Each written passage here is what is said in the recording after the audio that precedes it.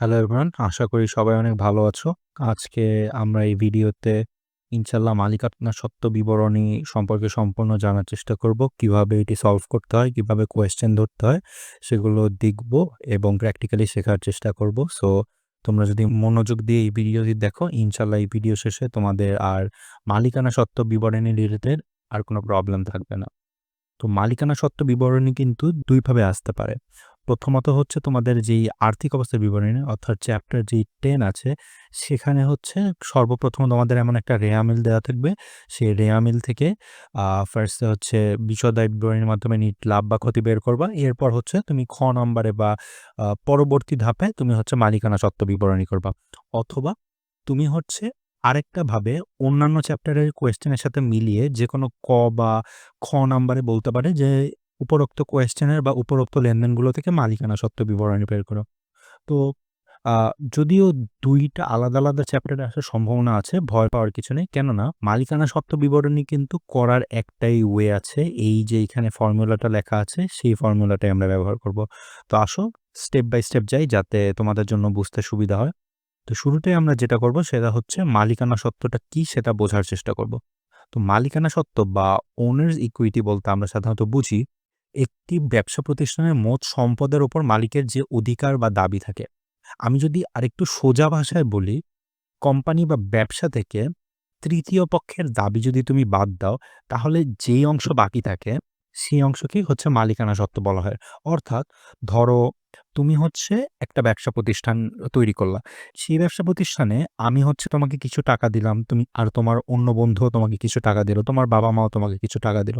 তো ওই সকল টাকা অর্থাৎ আমরা সকলে যেই তৃতীয় পক্ষ তোমার ব্যবসায় টাকা ইনভেস্ট করছি, সেই টাকাটা বাদ দেওয়ার পর যেই পরিমাণ টাকা অ্যাকচুয়ালি তোমার হবে অর্থাৎ একজন মালিকের কাছে বিলং করবে সেই টাকাটাকেই আমরা হচ্ছে মালিকানা সত্ত্ব বিবরণী বলবি। একটুখানি শর্টলি বলে রাখতে চাই, মালিক আর ব্যবসা প্রতিষ্ঠানকে কিন্তু অ্যাকাউন্টিং প্রিন্সিপালস অনুযায়ী আলাদা ধরা হয়। অর্থাৎ একটি কোম্পানি বা একটি ব্যবসা প্রতিষ্ঠানকে তার প্রতিষ্ঠাতা বা মালিক থেকে আলাদা ধরা হয়। এই কারণে হচ্ছে আমরা হচ্ছে মালিকানা সত্ত্ব আলাদাভাবে করে থাকি। তো এই গেল হচ্ছে মালিকানা সত্ত্ব কি সেই ব্যাপারে জানলাম। এবার আমরা দেখব হচ্ছে মালিকানা সত্ত্বের ফর্মুলা। অর্থাৎ মালিকানা সত্ত্বটা তুমি কিভাবে বের করবা। তো ভেরি ইজি, তোমরা হয়তো চ্যাপ্টার যেই 2 আছে সেখানেও করেছো। সেখানে হচ্ছে একটা ম্যাথ করেছো A = L + OE। তো ওই ফর্মুলাটাই এখানে ভেঙে দেখিয়েছে। অর্থাৎ একটা কোম্পানিতে মালিকানা সত্ত্ব হচ্ছে সম্পদ থেকে যেই দায় থাকে সেটা যদি তুমি বাদ দাও তাহলে হচ্ছে মালিকানা সত্ত্বটা পাওয়া যায়। তাহলে মালিকানা সত্ত্বটাকে যদি আমি পুরোপুরি বের করতে চাই তাহলে আমাদের সর্বপ্রথম প্রারম্ভিক মূলধনটা লাগবে, যেটা হচ্ছে আমাদের রেওয়ামিলে দেয়া থাকবে বা কোয়েশ্চেনে দেয়া থাকবে। এরপর হচ্ছে অতিরিক্ত মূলধনটা খুঁজে বের করতে হবে। অর্থাৎ ধরো তুমি ১ তারিখে যেই টাকাটা দিয়েছিলে, এরপরও ধরো তোমার ব্যবসা প্রতিষ্ঠানে জুন মাসে বা এপ্রিল মাসে এক্সট্রা কিছু টাকা দরকার পড়েছে। তুমি তখন আবার টাকা ইনভেস্ট করলা। তো ওইটাকে আমরা অতিরিক্ত মূলধন বলব। তারপর হচ্ছে তোমার আয় মাইনাস ব্যয়, এইটাকে হচ্ছে আমরা বলব নিট মুনাফা। অর্থাৎ তুমি যেই বিশদ আয় বিবরণীতে নিট মুনাফা বা ক্ষতি বের করতেছো, সেইটাই হচ্ছে এই আয় মাইনাস ব্যয়। তুমি যদি বিশদ আয় বিবরণীর মাধ্যমে ওই চ্যাপ্টার 10 এর জন্য করো তাহলে তো অলরেডি তুমি ক নাম্বারে বা বিশদ আয় বিবরণীতে তুমি বের করেই আসবা। আর যদি তোমাকে অন্য কোনো চ্যাপ্টারের সাথে এই ব্যাপারটা মিলিয়ে দেয় তখন অবশ্যই তোমাকে আয় মাইনাস ব্যয় করে নিতে হবে। আর সবার লাস্টে হচ্ছে আমাদের উত্তোলনকে মাইনাস করতে হবে। এখন এই উত্তোলনটা কিন্তু আয়কর নামেও তোমার কোয়েশ্চেনে দিয়ে দিতে পারে। সবসময় যে উত্তোলন থাকবে তেমন না। স্টুডেন্টসরা এখানে অনেক কনফিউজ থাকে যে আয়করটা হচ্ছে একটা উত্তোলন। ঠিক আছে? ওয়ান টাইপ অফ উত্তোলন। তো এই হচ্ছে আমাদের মালিকানা সত্ত্ব বের করার জন্য প্রয়োজনীয় যে ফর্মুলাটা। এবার হচ্ছে আমরা একটি রেওয়ামিল থেকে কিভাবে হচ্ছে মালিকানা সত্ত্বের পরিমাণটা বের করতে পারি সহজে ইজিলি সেইটা দেখব এবং শেখার চেষ্টা করব। তো তোমরাও মনোযোগ দিয়ে দেখবে অবশ্যই। তো যেমনটি দেখতে পাচ্ছ এখানে একটি রেওয়া মিল দেয়া আছে। তো রেওয়া মিলের সবার ১ম কাজ কি? যেটা আমি অলরেডি বলেছি যে আমাদের কোম্পানিতে ১ম যেই প্রারম্ভিক মূলধনটা বিনিয়োগ করা হয়েছিল সেইটা খুঁজে বের করা। তো যেমনটি দেখছো এখানে একবারে শুরুতেই দেয়া আছে যে প্রারম্ভিক মূলধনের পরিমাণ ৳১,০০,০০০ গেল। এরপরে আমরা যদি কোয়েশ্চেনটাকে ভালোমতো দেখি আমরা দেখব যে অতিরিক্ত মূলধন আরেকটা আছে যেটা হচ্ছে ১/৭/২০২১ তারিখে দেয়া হয়েছিল। এটা হচ্ছে ৳২০,০০০। ফাইন। তারপরে হচ্ছে আমাদের দরকার কি? আয় মাইনাস ব্যয়। এখন এটা যেহেতু রেওয়া মিলের চ্যাপ্টার, তো এইখানে হচ্ছে তোমরা বিশদ আয় বিবরণী করে বের করবা। তো আমি এটা বের করে নিয়েছিলাম।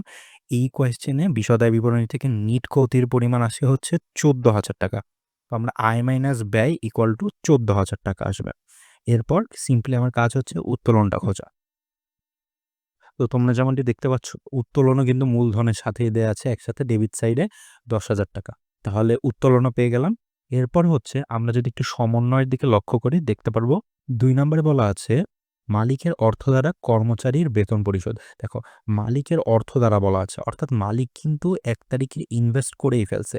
কিন্তু তারপরে আবার বলা আছে মালিকের অর্থ দ্বারা তার মানে মালিক ওই টাকার বাইরে যেই অতিরিক্ত টাকাগুলা দিতেছে ওই টাকার বাইরে আবার কর্মচারী বেতন দেওয়ার জন্য নিজের পকেট থেকে ইনভেস্ট করতেছে। তো এইটা কিন্তু ডেফিনিটলি অতিরিক্ত যেই মূলধন আছে সেইটার একটা পার্ট। এইটাকে তুমি অতিরিক্ত মূলধনে না দেখায় আলাদা করে আমরা এই নামে লিখে দিব।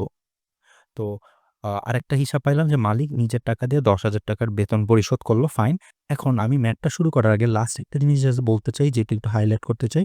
সাধারণ সঞ্চিতিটা এটা কিন্তু আমরা নরমালি ম্যাথসে পেয়ে থাকি না। বাট যদি তোমাদের ম্যাথে দেয়া হয়ে থাকে অবশ্যই মাথায় রাখবা যে সাধারণ সঞ্চিতিটা হচ্ছে তোমার যেই মালিকানা সত্ত্ব হিসাব আছে সেইখানে যোগ হবে। তো আসলে আমরা যেই লেনদেনগুলো আইডেন্টিফাই করলাম এগুলোকে এখন জাস্ট সিম্পলি আমাদের যে ঘরটা আছে সেখানে বসাবো এবং যোগ বিয়োগ করব। তাহলে আমরা অ্যান্সার পেয়ে যাব।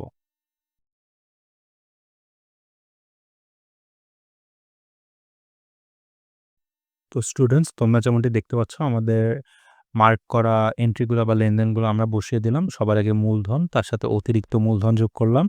দেন আয় মাইনাস ব্যয় যেটা আমরা বিশদায় বিবরণী থেকে পেয়েছি সেইটা জাস্ট আমরা এখানে বসিয়ে দিয়েছি। যেহেতু ক্ষতি এসেছে তাই আমরা মাইনাস করে দিয়েছি। এবারে মালিকের অর্থ দ্বারা যেই বেতন পরিশোধ করছে এইটা ওয়ান ফর্ম অফ অতিরিক্ত মূলধন। তারপর হচ্ছে উত্তোলন মাইনাস করে দিলাম। এখানে আরেকবার আমি একটু বলে নিচ্ছি এটা কিন্তু উত্তোলন না আসে আয়কর নামেও থাকতে পারে। সেই ক্ষেত্রেও একই কাজ হবে অর্থাৎ মাইনাস করা। তারপরে একটা স্পেশাল জিনিস সেটা হচ্ছে সাধারণ সঞ্চিতি যেটা থাকলে তোমরা হচ্ছে যোগ করবা। এরপরে এগুলো যোগ বিয়োগ করার পর আমাদের ফাইনাল অ্যান্সার আসলো হচ্ছে ১,৪৬,০০০ টাকা। তো এইটাই হচ্ছে আমাদের ফাইনাল অ্যান্সার।